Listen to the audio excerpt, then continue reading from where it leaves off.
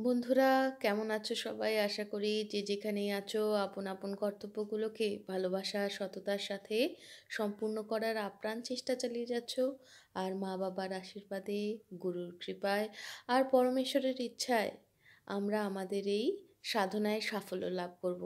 এই শুভ কামনা নিয়ে এসো শুরু করি আজকের বাংলা ভাষায় বিজ্ঞান চর্চার যে সেগমেন্ট। তাতে আচার্য জগদীশচন্দ্র বসুর লেখা যে প্রবন্ধটি আমরা বিগত 2 সপ্তাহ ধরে পড়ছি, তার পরবর্তী অধ্যায় বা কি বলবো, পরবর্তী অধ্যায় আমরা নিয়ে হাজির হয়ে যাচ্ছি নয়। তো আহত উদ্ভিদ এই যে প্রবন্ধটির পরবর্তী যে ধাপ, সেটি হলো গাছের যন্ত্রলিপি। তাহলে এসো পড়ে ফেলে। গাছের যন্ত্রলিপি। গাছের সাড়া দিবার কথা বলিয়াছি। এখন কঠিন সমস্যা এই, কি করিয়া গাছের সাড়া লিপিবদ্ধ করা যাইতে পারে। জন্তুর সাড়া সাধারণত কলম সংযোগে লিপিবদ্ধ হইয়া থাকে, কিন্তু চড়ুই পাখির লেজে কুলা বাঁধিলে তাহার উড়িবার যেরূপ সাহায্য হয়, গাছের পাতার সহিত কলম বাঁধিলে তাহার লিখিবার সাহায্য সেইরূপই হইয়া থাকে। এমনকি বনচাড়ালের ক্ষুদ্রপত্র সুতার ভার পর্যন্ত সহিতে পারে না। সুতরাং সে যে কলম ঠেলিয়া সাড়া লিখিবে, এরূপ কোনো সম্ভাবনা ছিল না। এজন্য আমি অন্য উপায় গ্রহণ করিয়াছিলাম। আলো রেখার কোনো ওজন নাই।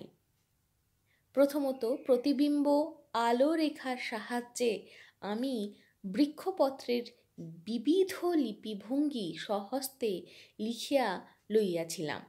ইহা সম্পাদন করিতেও বহু বৎসর লাগিয়াছিল।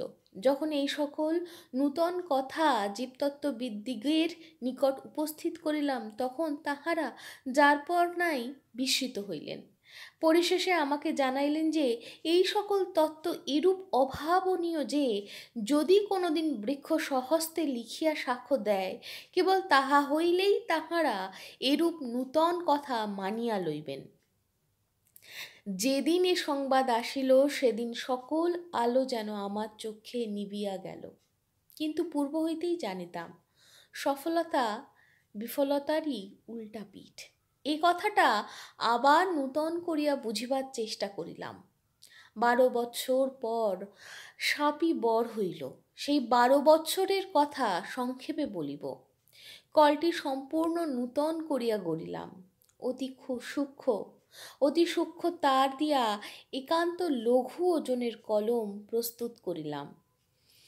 সেই কলমটিও মরকত নির্মিত জুয়েলের উপর স্থাপিত হইল, যেন পাতার একটু টানেই লেখনী সহজে ঘুরিতে পারে। এতদিন পরে বৃক্ষপত্রের স্পন্দনের সহিত লেখনী স্পন্দিন হইতে লাগিল। তাহার পর লিখিবার কাগজের ঘর্ষণের বিরুদ্ধে কলম আর উঠিতে পারিল না। কাগজ ছাড়িয়া মসৃণ কাঁচির উপর প্রদীপের কৃষ্ণ কাজল লেপিলাম। কৃষ্ণ লিপিপটে শুভ্র লেখা হইল। ইহাতে ঘর্ষণের বাধাও অনেকটা কমিয়া গেল, কিন্তু তাহা সত্ত্বেও গাছের পাতা সেই সামান্য ঘর্ষণের বাধা ঠেলিয়া কলম চালাইতে পারিল না। ইহার পর অসম্ভবকে সম্ভব করিতে আরও 5-6 বৎসর লাগিল। তাহা আমার সমতাল যন্ত্রের উদ্ভাবন দ্বারা সম্ভাবিত হইয়াছে। এই সকল কলের গঠন প্রণালী বর্ণনা করিয়া আপনাদের ধৈর্যচ্যুতি করিব না। তবে ইহা বলা আবশ্যক যে এই সকল কলের দ্বারা বৃক্ষের বহুবিধ সাড়া লিখিত হয়। বৃক্ষের বৃদ্ধি মুহূর্তে নির্ণীত হয় এবং এই রূপে তাহার শতস্পন্দন লিপিবদ্ধ হয় এবং জীবন ও মৃত্যু রেখা তাহার আয়ু পরিমাণ করে। তো বন্ধুরা, আজকের মতো এখানেই শেষ করছি। পরবর্তী অংশ পরবর্তী এপিসোডে পড়ে নেব। শুধু মনে রাখতে হবে যে সব কিছুই সব কিছুই মানে ক্ষণস্থায়ী, আর তাই এগিয়ে চলার চেষ্টা করে যেতেই হবে। সফল হই, বিফল হই, যাই হই, এগিয়ে যেতেই হবে। তাহলে আজ এই অবধি, সকলে ভালো থেকো, টাটা।